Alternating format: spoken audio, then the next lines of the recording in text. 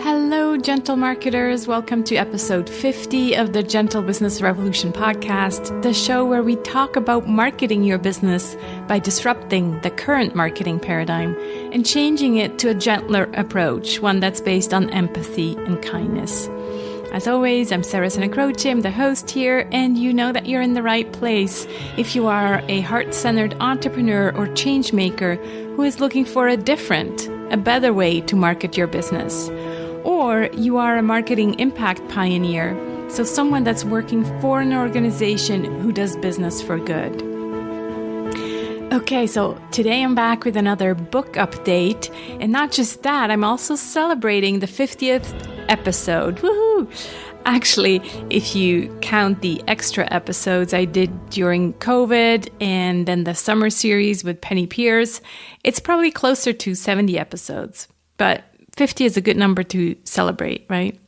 All right, so since the last book episode, that's at sarahsonandcroce.com, GBR42, if you missed that. So here's what happened since then, and that was, I think it was sometimes at the end of June. So since then, I started working with Elizabeth, who's my editor, and she worked her way through 2 rounds of editing. And I think I kind of commented on being a bit nervous about this whole editing process, but I have to say it was just completely pleasant and easy. And yeah, I didn't get that like ego hit that some authors are writing about. Like they're like, oh yeah, when you get the edits back, put the book aside and don't open the email right away because you're going to just be bonked over the head or feel like you're being bonked over the head. But I didn't feel like that. Maybe it's because English is not my mother tongue. I just knew that I needed help with the English and with the phrasing and with the, how I express myself. So it was all good. I'm like, yeah, of course I'm going to accept your edits. They all make sense to me. And I was pleasantly surprised that there wasn't that much that she had to correct. And it really helped me also when she left comments. So part of it is, just editing where she basically uses, the word correction and the review section in Word where she makes the edits and suggests the edits and I then accept them or reject them. And then she also uses comments where something is not clear. And I really appreciated that because that helped me so much to get into someone's head who's reading the book and outside of my own head, because obviously I wrote it, so it's very clear to me, where she comes from an outside view. And so she brought up these questions where it's like, that doesn't make sense to me, or this could be misunderstood, or this could be actually seen as insensitive, or, so these different comments that I really liked and they really helped me. There was not much rewriting, some rewriting, but not that much. So I think that also has to do with the fact that the whole book structure, I worked on that with Jenny Blake. So I really got that very solid. So Jenny Blake was my coach and mentor, and she's also going to be one of the awesome ladies who writes the foreword for the book. So having a clear structure, I think, investing in that really helped me then being very clear in how I'm going to present the book and organize it. So that's why I think there wasn't too much, duplicates, too much repetition, and yeah, the structure made sense from the get-go. So yeah, that whole editing process was really pleasant. I liked it. So I'm now just finalizing these edits, and then next week I will send the manuscript to the proofreader because I learned that that's the next step. So Elizabeth, she's doing the editing, she did do some, quotation marks and all of that, but she didn't pay too much attention to all the grammar and the spelling and all of that. So the proofreader is going to do that. So that's where the manuscript is going to go next. And then, I don't know yet, but then I'll cover that in the next episode. So that's where the manuscript is at. And in terms of the cover, I started working with Vagida, who has built a beautiful business down in South Africa, where she's working with young people, giving them training, giving them a chance to improve their skills. And they've come up with 2 beautiful designs. Maybe you've seen, I polled my audience about, getting their opinion about their favorite.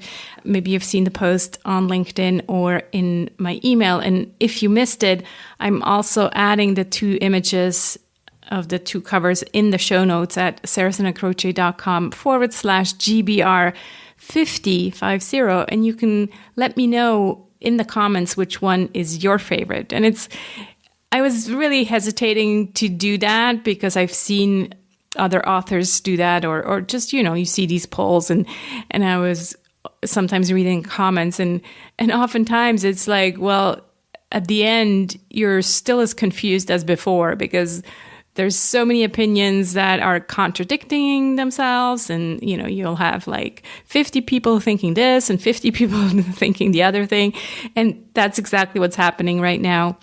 So it's like 45% for one and 55% for the other one.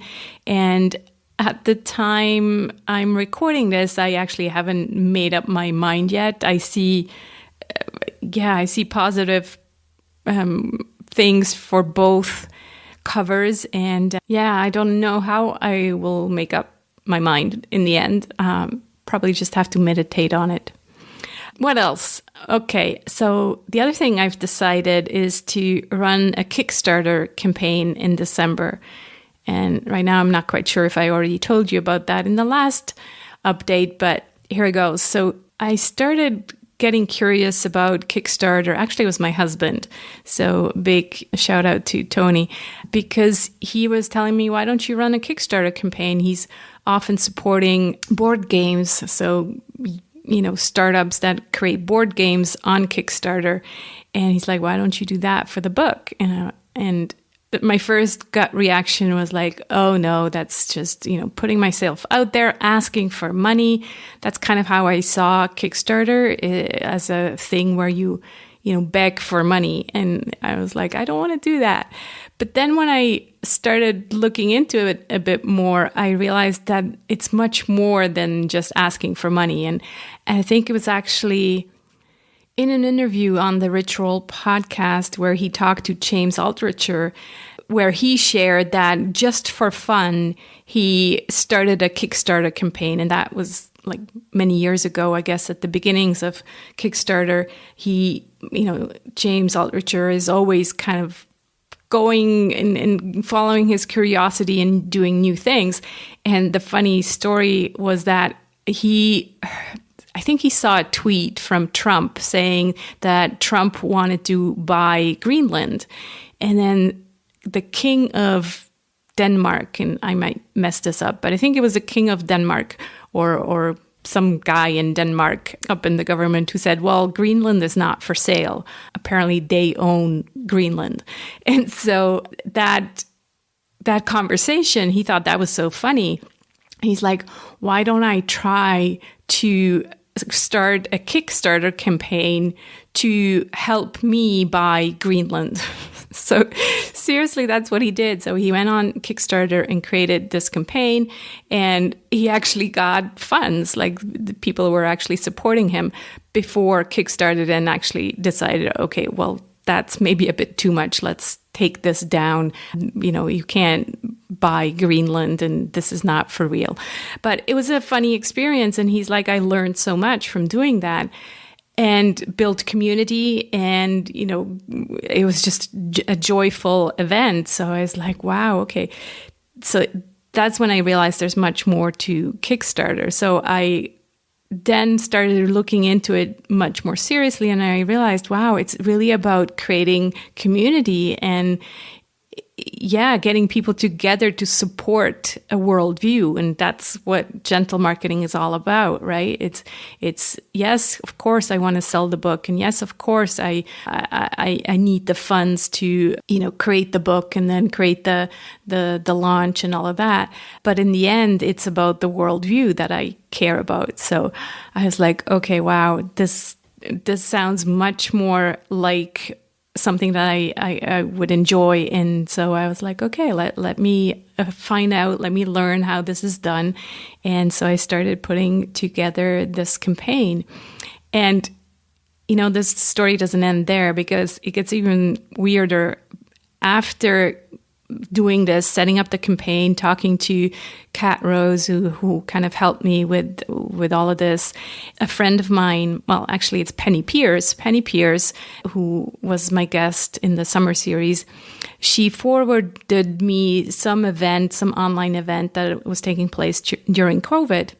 And it was all these kind of interesting, innovative conversations. And one of them was with Yancey Strickler. And it was called Bentoism, and something like, this could be our future. So I'm like, oh, this sounds interesting. This could be our future. What is this all about? So I started watching this workshop basically that he led, which then led me to sign up to his newsletter. And I then saw that he's hosting weekly calls on Sundays, and called the Bento Society. And these are free calls that kind of make people reflect about the current us, the now us, and the future us, and how we, can change the future, and not just think about our egoic needs right now, but also kind of plan for the future and the future us. So anyway, I was like, oh, this guy is great. I need to, sign up to his stuff. And then in one of his emails, all of a sudden, he says that he was the previous CEO and one of the founders of Kickstarter. I'm like, wow. I was just, blown my mind, because I had no idea. I had not been so aware of what Kickstarter was doing and all of that. So I had no idea who this guy was. And so it was just one of these, you can call them coincidences, or you can call them serendipity moments, whatever you want to call them, or, winks of the universe. But it was just telling me even more, yes, Kickstarter is the thing that you need to do. So anyway, that was a long detour to tell you, yes, I've decided to run a Kickstarter campaign in December. So just before, kind of leading up to the book launch, which hopefully will take place in February next year. By the way, I also decided to kind of move everything to next year, because this year just feels like such a weird year, energetically speaking, astrologically speaking, and just, then there's the November in the US with the election. So I was like, no, this year is just not good. So that's why, December, things will start to change, and then leading into the new year. So yeah, that's what I've been thinking about and working on. And I also have now a long list of next steps that I need to put together for the book, but I'll tell you more about those in the next update. And they're not really about the book, but about the birthing of the book. I decided I don't like the word launch. It just reminds me too much of launching and all these shoulds, that go with a launch, that I'm going to call it the birthing of the book. So that's what I have for now. I hope you enjoyed this rambling. And if you want to have a look at the two covers, go over to the show notes, sarahsanacroce.com/GBR45. I'd love to hear what you think in the comments. This episode also concludes this season. I'll take a short break next week, and I'll be back with season 7 on September 4th. And if you'd like to actively support the podcast and become a member of the Gentle Business Circle, please check out the details at sarahsanacroce.com/circle. I hope you'll join me on this journey to a kinder marketing paradigm. please invite your friends and maybe share this podcast episode with them, or invite them to download the Gentle Business Manifesto at thegentlebusinessrevolution.com. Let's be the change we want to see in the world. Talk to you soon.